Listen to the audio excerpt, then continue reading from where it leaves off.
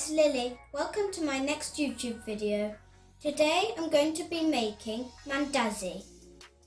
But remember, your hands need to be clean before cooking anything. So if they're not clean now, go and clean them now. My hands are clean already.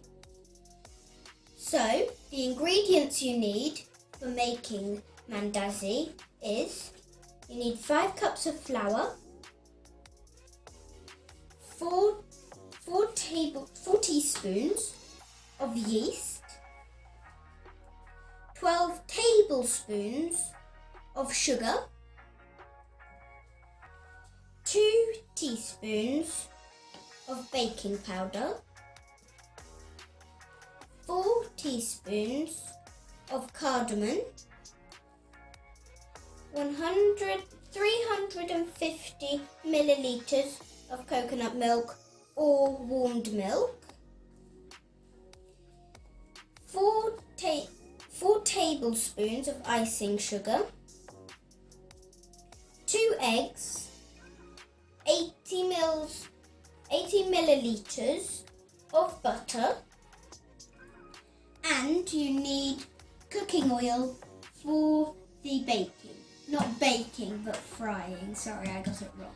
Okay, so we need to put all the dry ingredients in first.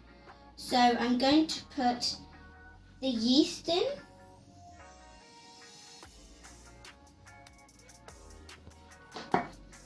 Then the sugar now.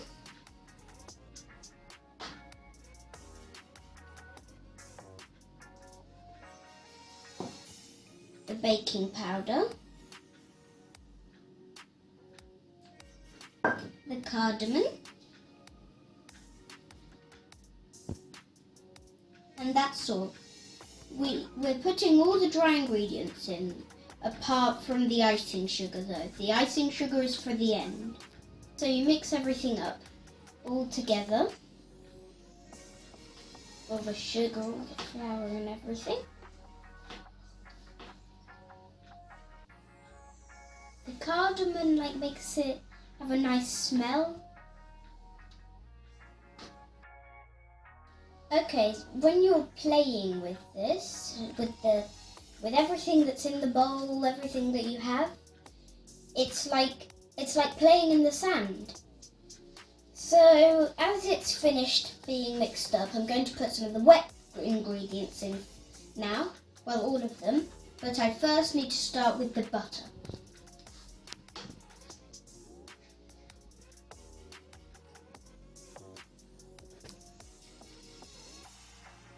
Okay, I've put the butter in now, and I'm just trying to scrape out the rest of it. So now it's like playing in the sand again, but with something else inside it. And please, if you're children, please try this, because it's really nice, like a game.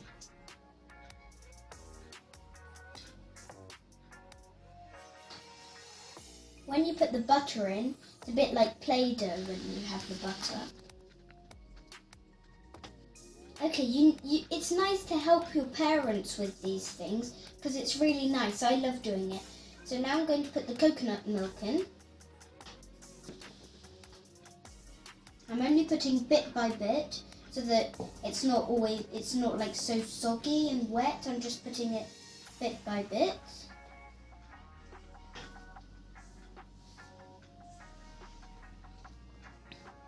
And it makes it very sticky though.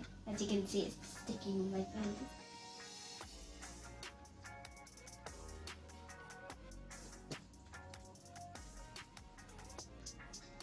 Okay, so I'm mixing all the stuff together. I'm mixing the butter even more. And I'm mixing the coconut milk in. It's really sticky and I struggle to get it off my hands. Okay, I'm putting the rest of the coconut milk in. But if the mixture gets too soggy and wet, feel free to put more flour in. But if it's too dry, then feel free to put more coconut milk in, more warm coconut milk in, or more warm milk in. I know it's very sticky, but if you're kids, please try and do this at home. Even if it's sticky, it's still fun. I love doing this bit. And so now I'm going to be putting the rest of the wet ingredients in, which is just the eggs.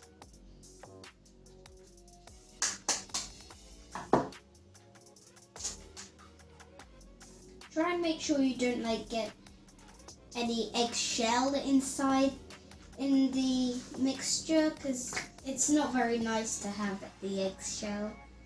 Even though when I was younger, me and my brother used to eat the eggshell. But we don't now. It's disgusting.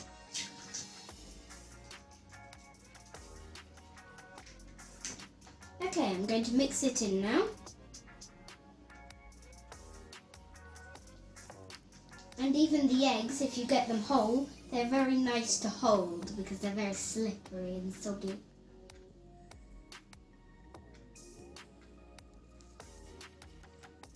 They're nice to hold unless they start to burst. But as you can see, it's like a little egg. An orange egg which is very slimy, but it's only the yolk. I'm just going to burst it. And now I'm mixing it again.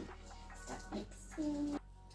Okay, I've kneaded this enough inside the bowl. As you see, I have finished kneading it. When to be kneading this for enough time, it should be for 8 to 10 minutes. And so now that I've finished this, I'm going to put it on a lightly floured surface. So I need to flour it.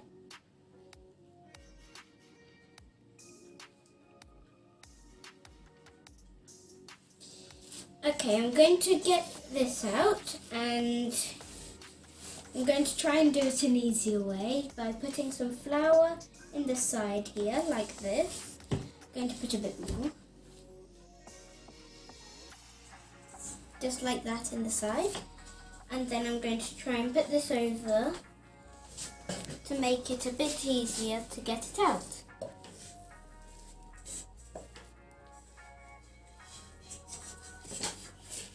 There we are, I've got it out. Okay, so now you carry on kneading it on the surface of the table to make sure that the flour is mixed in properly. So this is how you do it.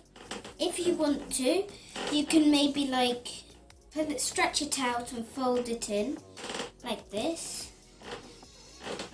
And then stretch it out and fold it in again.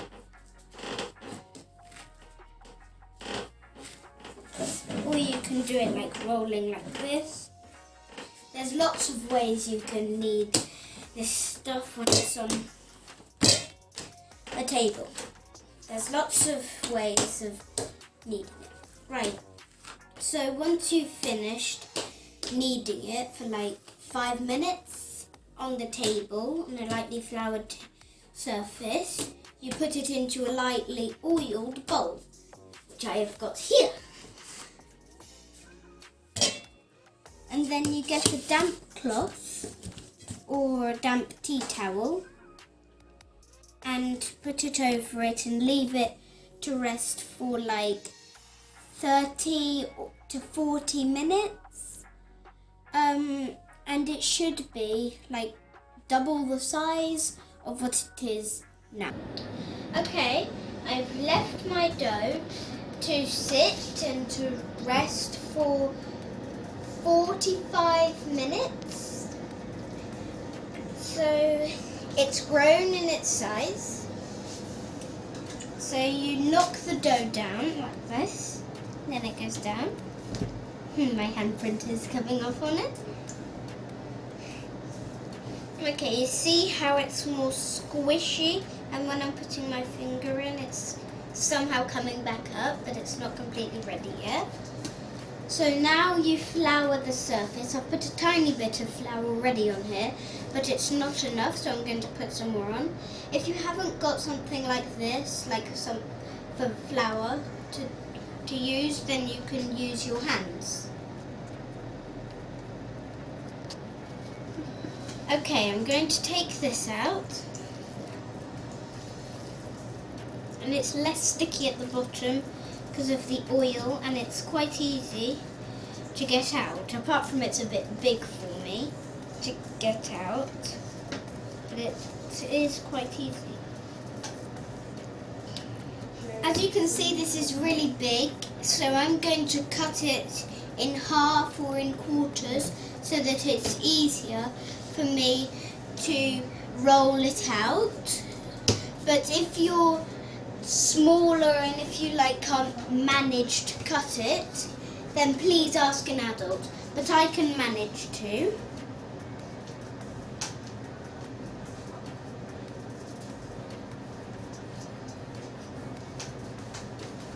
At least I think I can. Oh, yep, I've got it. I've put the knife aside now, and I've cut the dough in half, and I'm going to put some flour down. Okay, now I'm going to roll the dough to half a centimetre thick. We don't want it to be too thick, otherwise it will be hard to cook, because then the middle bit will be more raw. It will be raw. Okay, you can cut it like this, and then just cut it like this. This one is a bit small, but you can just cut them into squares and triangles like this, or like what I'm going to do, you can use these cutting stuff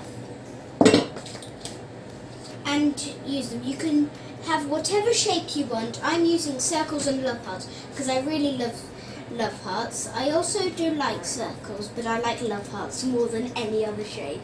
If you have siblings, this is good. You should get them to come and help you and be with you, because it's like a game. Like I'm always saying, it's like a game you can play, and it's nice as long as you don't spoil everything. So you can, even if you have small babies, but not babies, but more young ones, 3, 4 or 5, then they can even learn the shapes with these, like hearts, diamonds, circles, squares, rectangles, if you have the shape cutters, which are like them.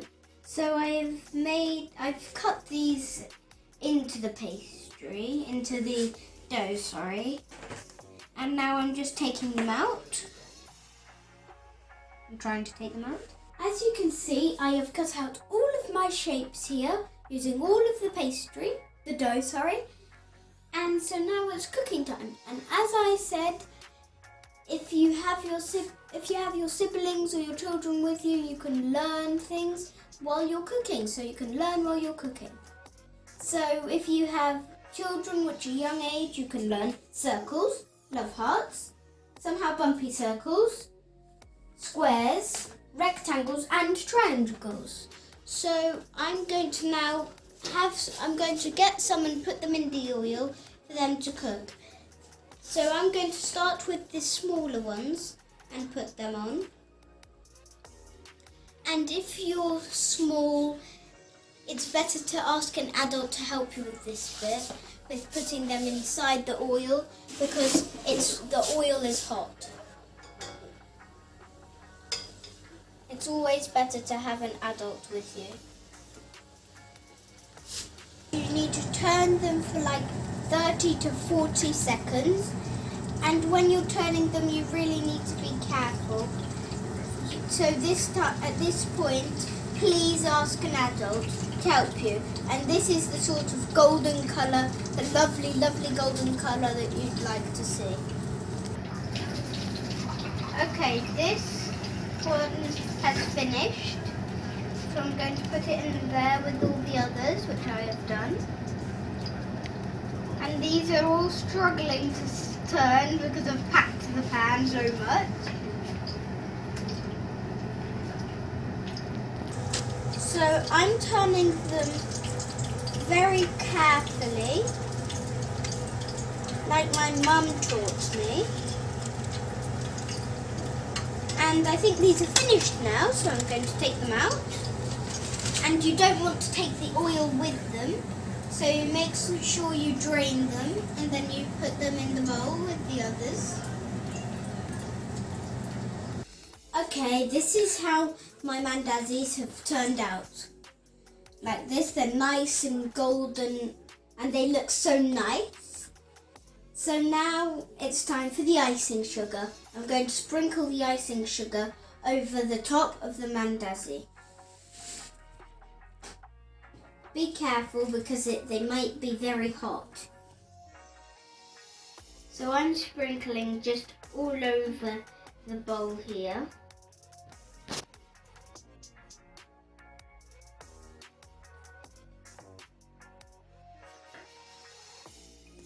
So you shake it so that the bottom ones, the ones at the bottom, can get some.